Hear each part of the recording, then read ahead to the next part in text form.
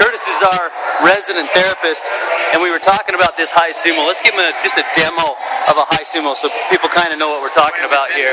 Yeah, let's do it the way we've been doing. Our standard for the movement on a high sumo is wide legs, narrow grip, hold at the chin, elbows stay above the wrist.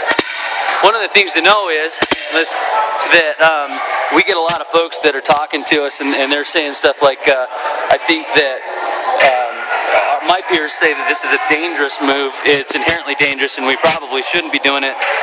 And you were telling us earlier that it can be dangerous. Can you explain the mechanisms in the shoulder that might make that something bad to do? I'd say inherently dangerous, but maybe potentially dangerous.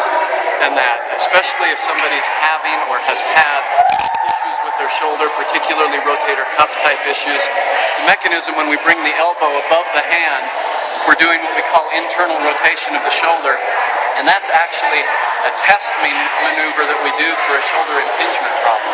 All right. So when you're in there and evaluating some of your shoulder issues, they're saying that that's a thing. If that's a painful maneuver, we know we have issues. Right. And that, so typically, you don't necessarily want to go into a test position with exercise. Right. And that, so I think the way we've talked about maybe modifying that so that we don't do that is just changing the level that we bring the bar up so our arm doesn't go into internal rotation, so our elbow stays about the same height as our hands instead of above it. I love it. So show me a demo what that might look like. Wide, same setup. Come up just to about nipple level, about chest height.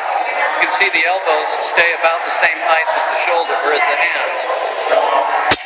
And if we do that instead of this, bringing those elbows up, that's going to be a little safer, potentially safer position for the shoulder. I love the thought of that. I think that another thing maybe to address is that if a person has some shoulder issues right off the bat, this would be something that they would maybe switch to right off the bat. There may be some of you that can do it all the way up to the chin, have never had shoulder problems, it feels fine.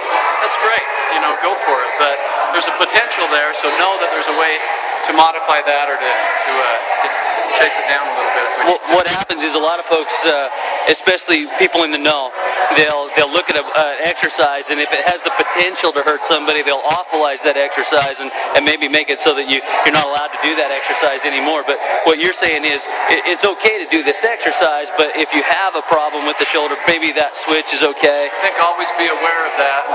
If there's any question, it's modifiable. You know, I think I'd be okay with just switching that movement to what you said in the middle. Like, let's just start with that movement. If there's a chance of potentially injuring somebody, maybe we go to that anyway. So and if people want to plus it a little bit, they can go a little higher. I love it. I love the thought of it. Thanks, Curtis. Okay. That's good stuff.